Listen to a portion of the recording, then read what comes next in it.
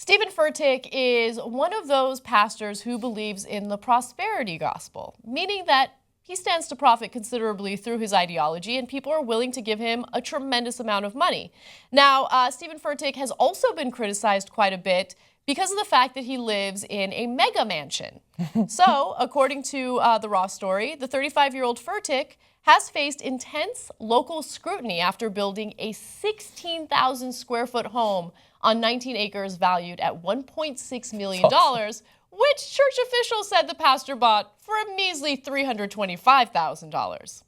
Pretty good deal. Now, recently he spoke to the press, which he very rarely does, and he went on the record to talk about all this controversy and the amount of money he makes and the amount of money that he donates, okay? To go on the record and say, here's how much money we've given and here's what we do with our finances, to me, that would be the most arrogant thing I could do.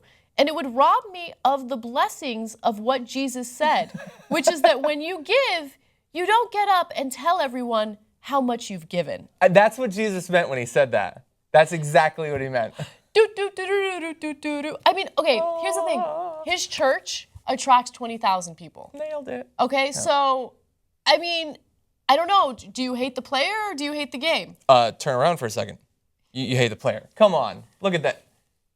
Yeah, he's scamming you. I don't like him. It is very difficult. I've looked into it. It's really hard to start up a cult from the ground up, totally from nothing. It's way easier if you just glom onto an established religion and set up your own bullshit version of it. He's 35 years old. That's only like 9 years older than me. And he's already got a multi-million-dollar home? What the fuck? 9 years older than you. Yeah, totally. Don't do the math. Okay. I would say exactly how old I was, but that would violate Jesus, who said, when you age not publicly. Do it in private.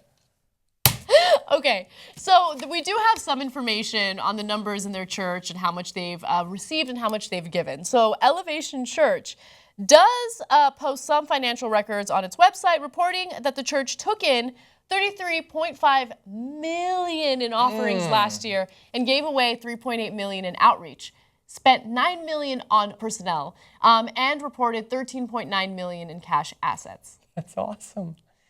Their outreach, which is what churches are supposed to do. Like, that's what churches do. I mean, look, we made a lot. It was a priority for us. We gave out 10%.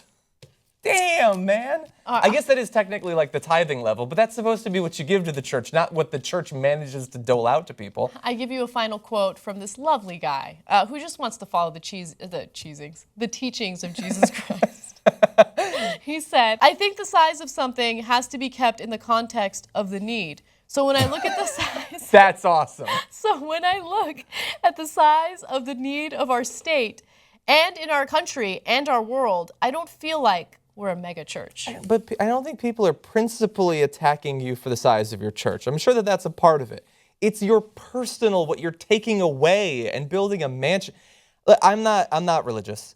I don't necessarily understand why people would get into being like a priest or whatever. But if you do, like, I've always thought of it as a church has the little apartment, the one-room apartment that the priest lives in, and that he lives and works there. He's not in it for the money. That's how it's supposed to be. That's how it's supposed to work. I mean, but that said, it's good that he's doing this.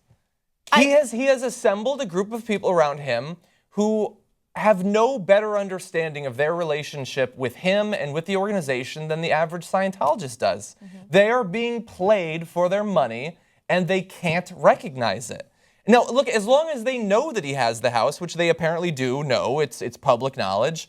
I mean, should he have to say his own salary? I think ethically he should, but I don't think that he should be forced to.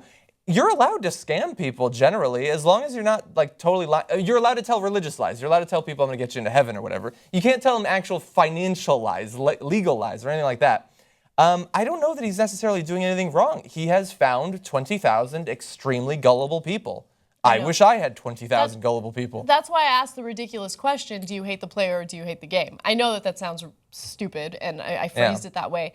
But no, you're right. I mean, it's kind of like, you know, whenever we bring up a Kardashian story where she's making $75,000 a day off her app, right? Yeah. Do you get angry at her or do you get angry at the people who are willing to shell out the cash?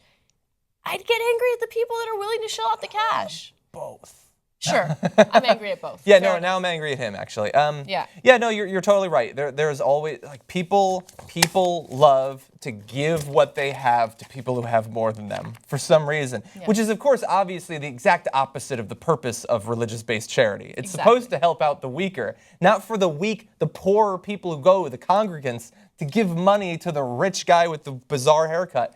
Like, but they're doing it. They're doing it. And they've been doing it for thousands of years, and they're going to continue to do it because they think that he knows something from heaven.